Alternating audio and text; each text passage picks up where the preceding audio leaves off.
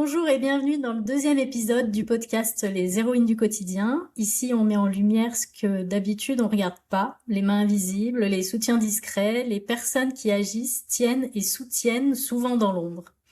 Aujourd'hui, on va parler d'un domaine où on est à la fois essentiel et souvent non reconnu, c'est le soutien à la parentalité et à l'équilibre familial.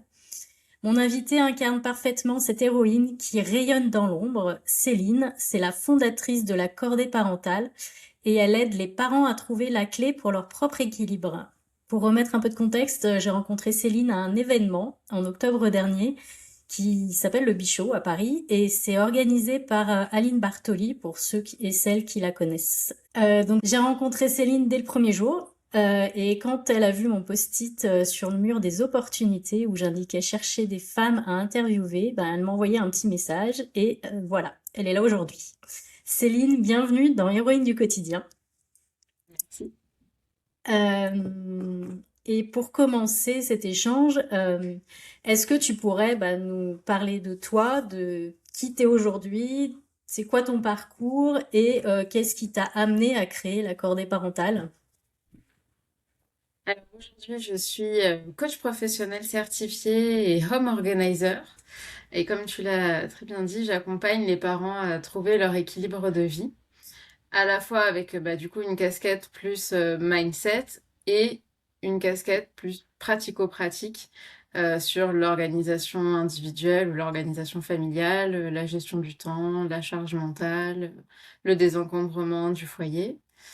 Euh, et j'accompagne aussi des entreprises à voir la parentalité comme un atout dans leur stratégie RH, comme un levier de fidélisation et de performance de leurs salariés parents.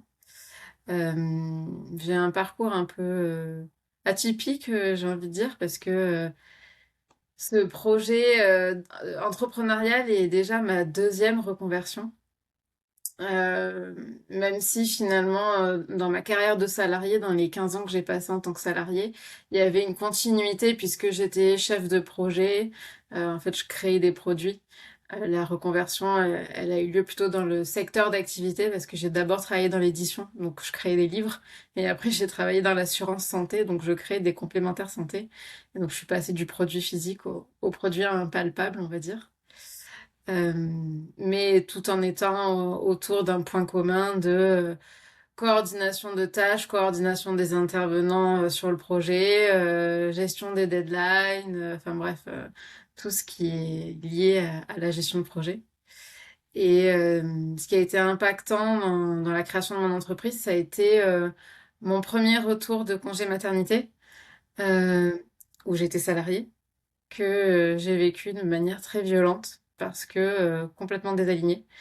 Je revenais travailler pour des raisons financières parce que on venait d'acheter une maison avec mon conjoint et que c'était impensable pour nous que je ne puisse avoir que l'indemnité du congé parental. Voilà, avec un crédit sur le dos, c'était pas possible, quoi.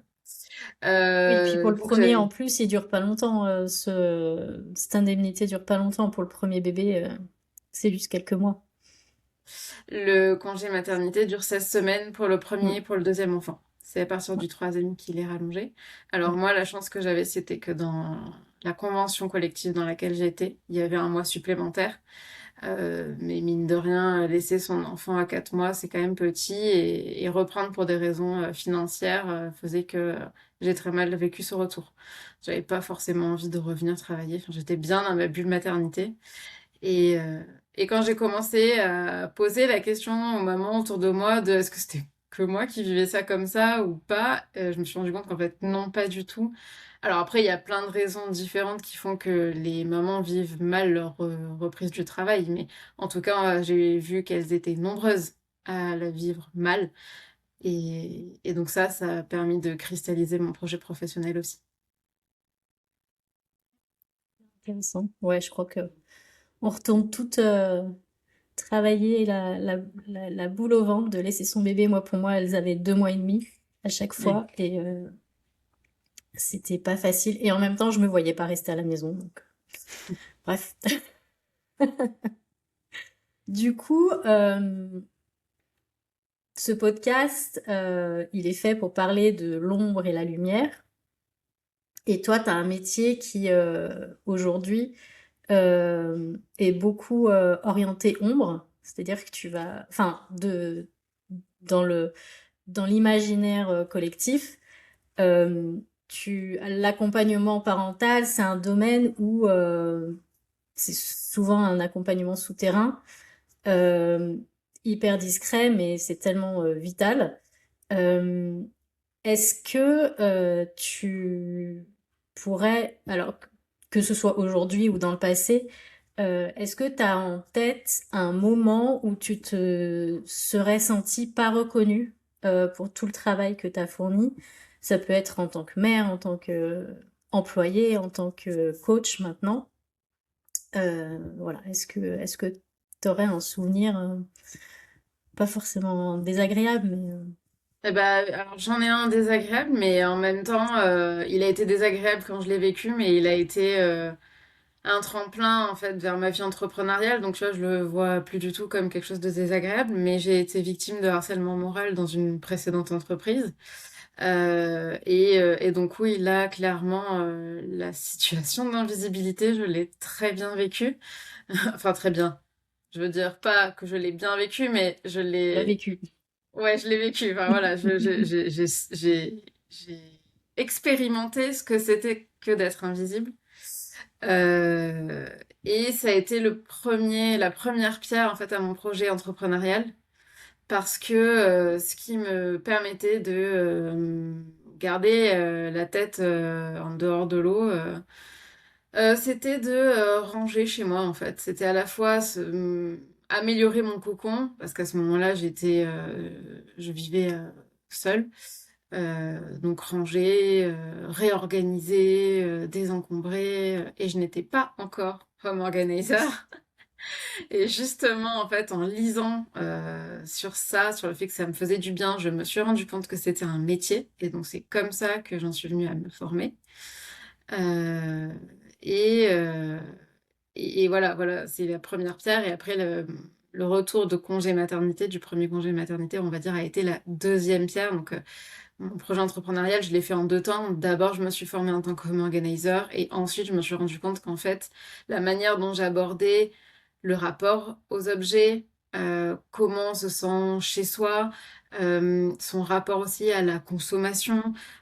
J'étais déjà dans une posture de coach parce que pour moi, c'est que la partie émergée de l'iceberg, mais la manière dont on consomme et son rapport à l'objet, comment on se sent chez soi, etc.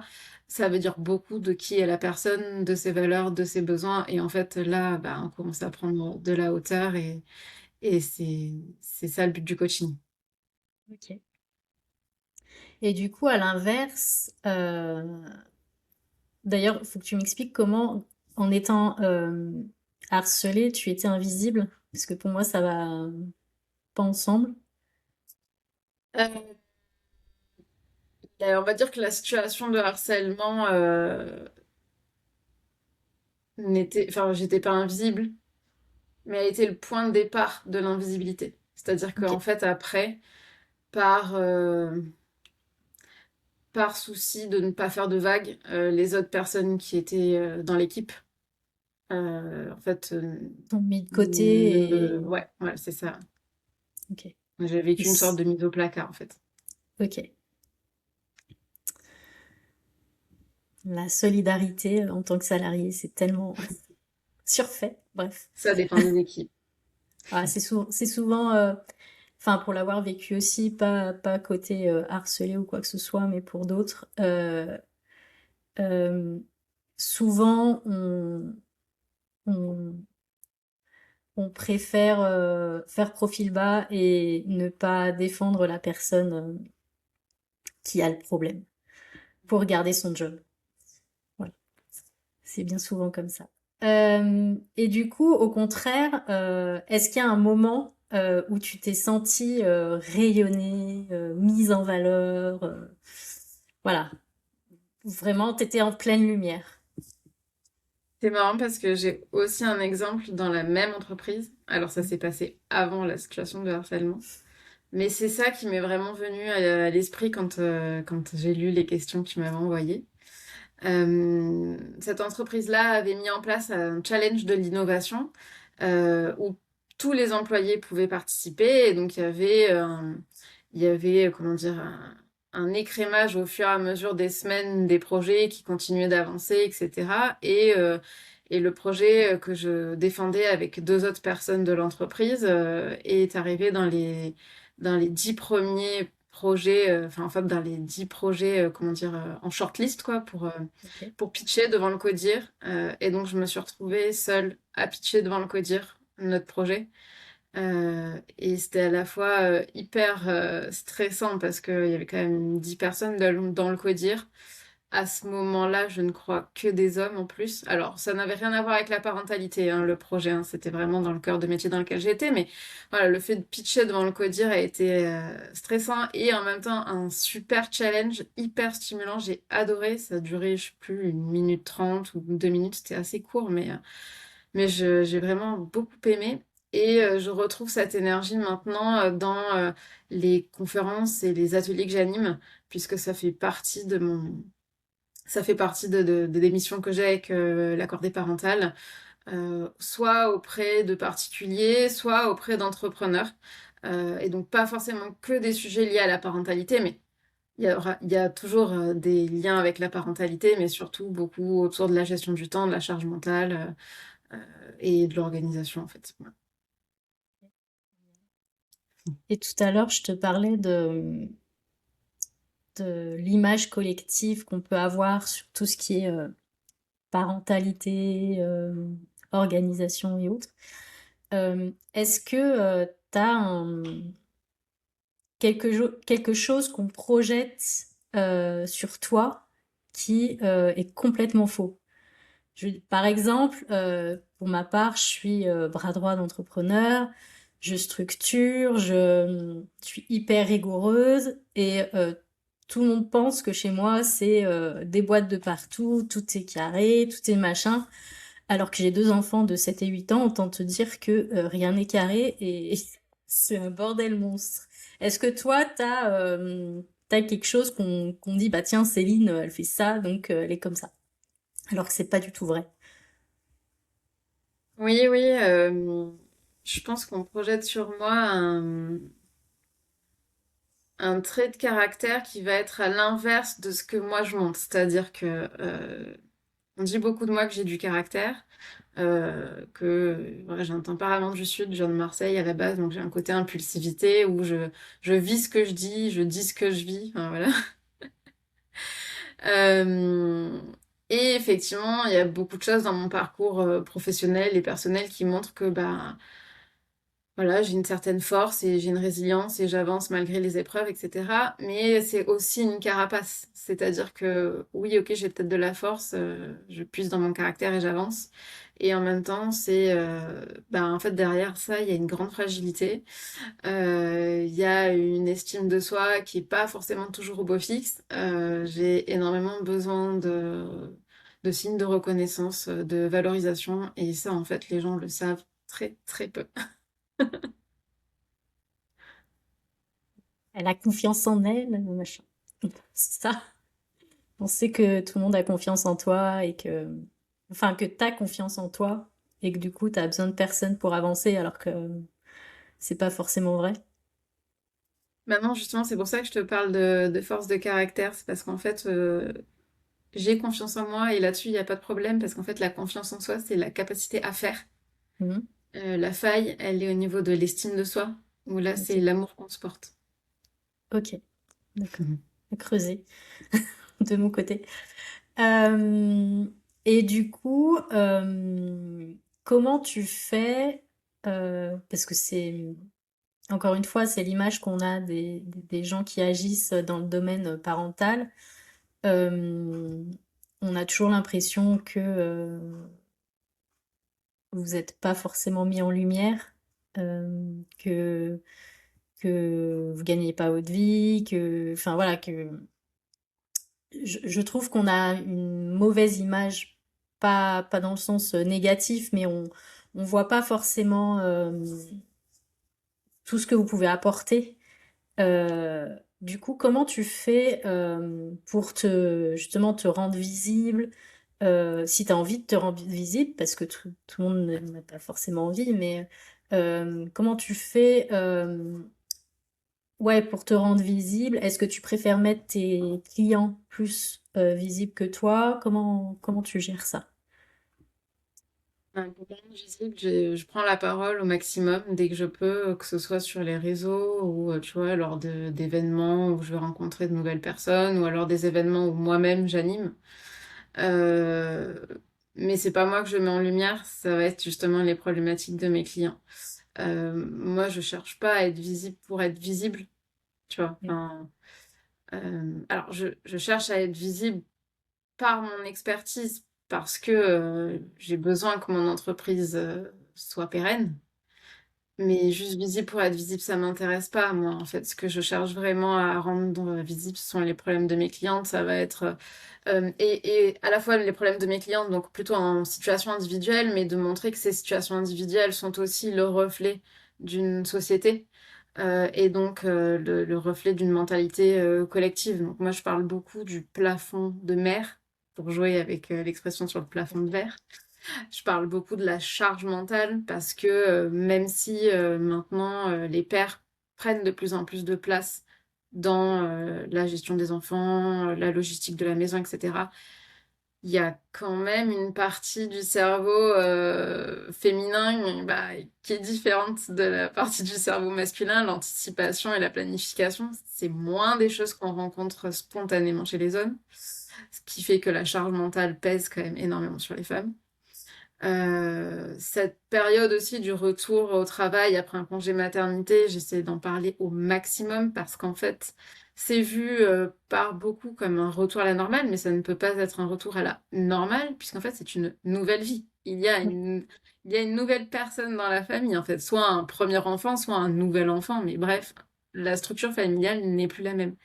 Et ça reste une période de transition qui peut être très mouvementé. Ça peut être un véritable tsunami, à la fois émotionnel et organisationnel. Et ça, malheureusement, c'est pas suffisamment pris en compte, à la fois dans le monde professionnel, mais aussi ne serait-ce que dans l'entourage familial, parce que cette expression de retour à la normale, elle peut très bien être prononcée par le conjoint, par les parents, par les oncles, les tantes, les frères, les sœurs, enfin bref.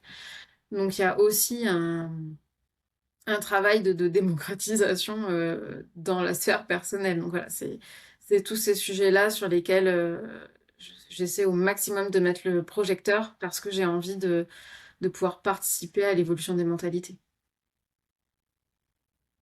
Ouais, c'est clair que quoi qu'il en soit, dès qu'il y a une nouvelle personne qui rentre dans la vie, c'est forcément un changement et toi-même à l'intérieur tu changes, donc tu peux pas être, ça peut pas être un retour à la normale. C'est ça. Et comment tu fais, parce qu'on va pas se mentir, le soutien parental c'est pas un produit hyper sensationnel, c'est pas un truc que tu vas acheter euh, sous impulsion. Comment tu fais pour attirer justement ces parents qui sont déjà complètement débordés par ce qui va leur arriver, peut-être parce qu'il leur est arrivé par le passé. Comment tu arrives à te mettre en lumière devant eux, en fait, justement, pour aller leur dire, coucou, je suis là, je peux vous aider. Bah, en fait, en leur disant que il y a d'autres manières de vivre que juste être en train de courir tous les jours et avoir l'impression d'être tout le temps débordé et d'être fatigué à la fin de la journée ou même de se lever fatigué. Il y a plein de choses à mettre en place pour éviter de vivre sa vie à côté de ses pompes, si je peux me permettre cette expression assez familière. Et puis, enfin, en fait, moi, ce que j'aime dans mon métier, c'est de pouvoir apporter de la valeur aux gens. Donc, je leur propose de tester le coaching, voilà, 1 heure de coaching sans engagement, sans paiement, en fait, parce que c'est aussi normal qu'on ait du mal à payer quelque chose sans connaître, sans ressentir ce que ça peut nous apporter et les résultats que ça peut avoir derrière. Donc, pour eux, voilà, pour les parents, c'est plutôt de l'expérimentation.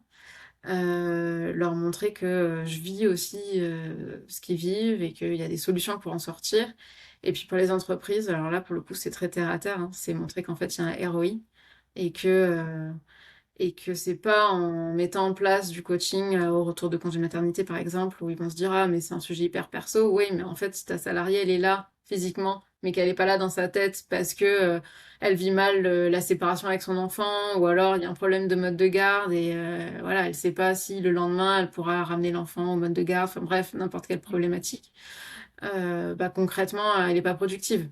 Elle est pas productive, elle est pas performante. Donc, en fait, c'est pas bon pour l'organisation. Donc, voilà, c'est montrer que à partir du moment où on crée un espace de parole confidentiel, empathique pour la salariée, et ben, elle peut déposer ce qu'elle a déposé et une fois qu'elle a terminé, elle peut être bien plus productive derrière. Et comment, parce que c'est un sujet quand même un peu nouveau pour les entreprises, ça. Comment c'est accueilli? Comment tu les démarches? Enfin, alors autant quand c'est des jeunes, un peu jeunes qui sont à la tête de l'entreprise, peut-être que ça peut leur parler, mais des entreprises peut-être plus installées où c'est encore un peu patriarcal enfin, l'ancienne génération. Comment tu arrives à faire passer ton message pour pour que ce soit compris? Parce que autant nous, et encore, on est dans une génération où on est un peu entre deux, mais alors la génération d'avant, tu parles de parentalité, ils en ont plus Eh rien à ben, foutre, tout quoi. dépend. Alors, oui, il y a une question d'âge et de génération, mais il y a aussi une question de maturité de l'entreprise et de ce qu'elle a envie de mettre en place. Tu vois, il y a, mine de rien, au niveau de l'entreprise est garante du bien-être des salariés, du bien-être et de la sécurité des salariés. Donc, en fonction de ce qu'elle a envie de mettre en place, si elle veut vraiment suivre la loi, les normes, etc., bah, ça peut être un levier. Et puis après, il y a effectivement des entreprises qui ne sont pas encore du tout matures à parler de ça. Tu vois. Donc en fonction de leur degré de maturité, c'est plus ou moins facile d'avoir la conversation et parfois je me prends des portes et Ouais, voilà, c'est pas grave. Si dans un endroit il y a une porte qui est fermée, bah il y a un autre endroit où il y a une porte qui est ouverte, quoi. ouais, génial. Euh, Est-ce que tu te rends compte, mon postulat, c'est que on est tous le héros de quelqu'un. Hmm. Est-ce que toi, tu te rends compte que t'inspires les autres, clients ou autres professionnels, ou même pas forcément dans le boulot? Est-ce que tu aurais des exemples ou pas de moments où tu aurais inspiré quelqu'un, où tu serais la héroïne à un instant T de quelqu'un? Alors oui et non. C'est-à-dire que non, je m'en rends pas forcément compte, en tout cas peut-être plutôt dans la sphère personnelle, parce que l'organisation, ça fait vraiment partie de mon ADN. C'est-à-dire que j'ai développé ça très tôt. Mes parents ont divorcé quand j'avais 6 ans.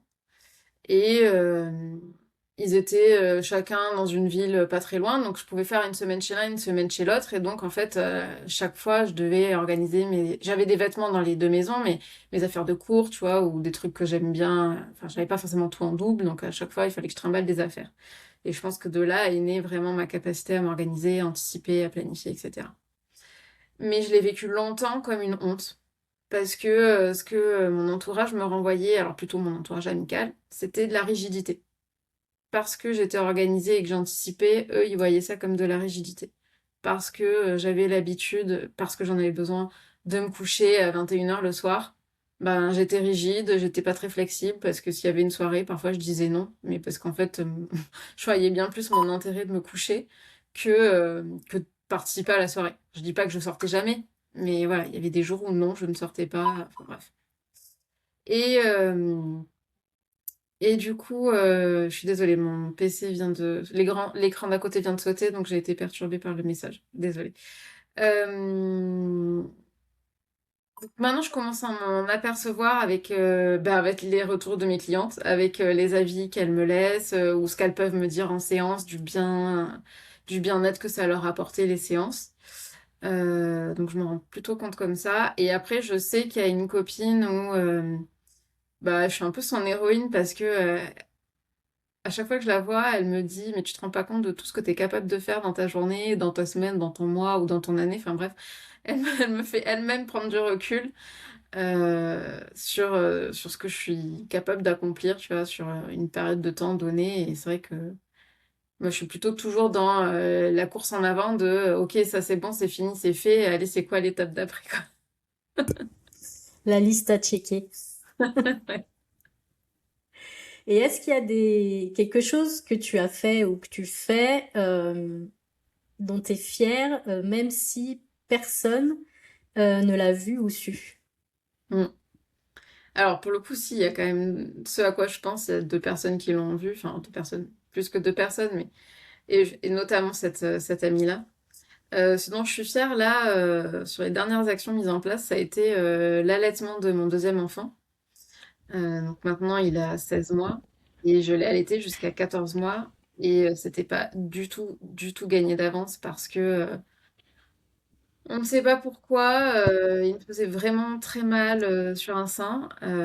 Et on a tout vérifié, frein de langue, frein de bouche, enfin, plein de choses différentes.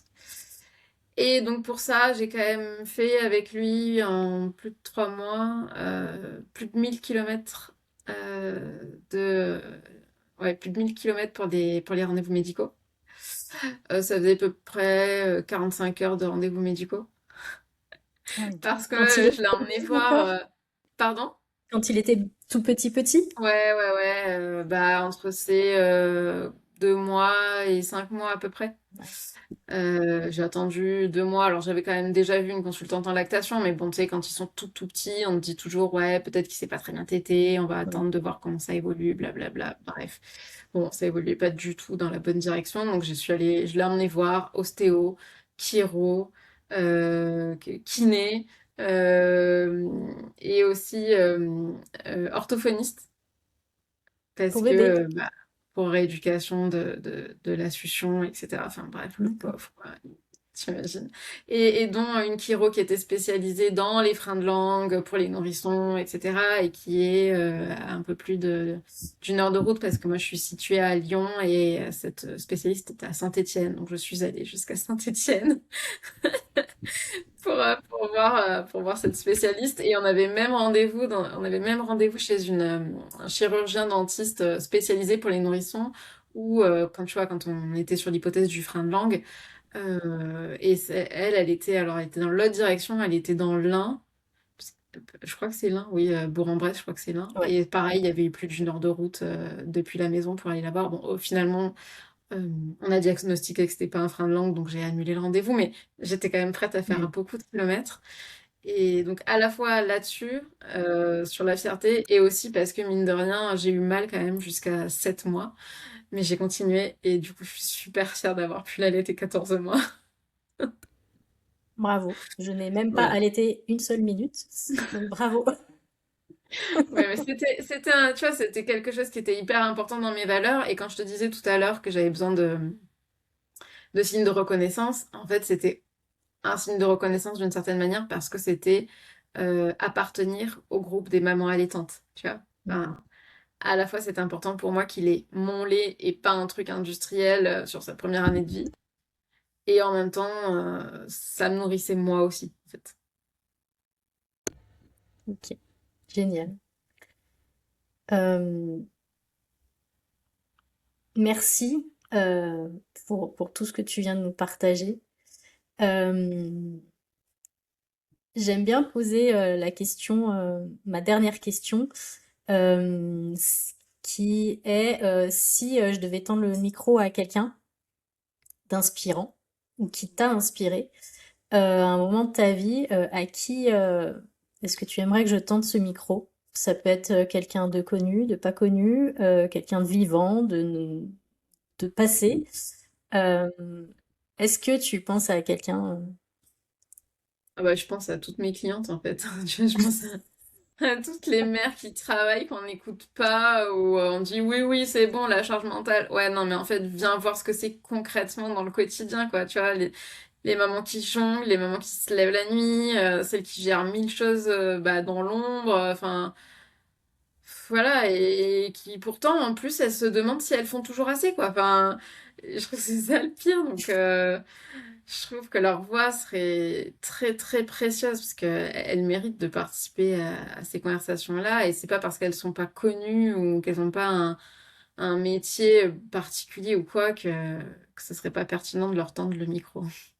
Ouais, clairement, toutes les mamans sont des héroïnes, de Je mon suis point bien de vue en d'accord. tout cas.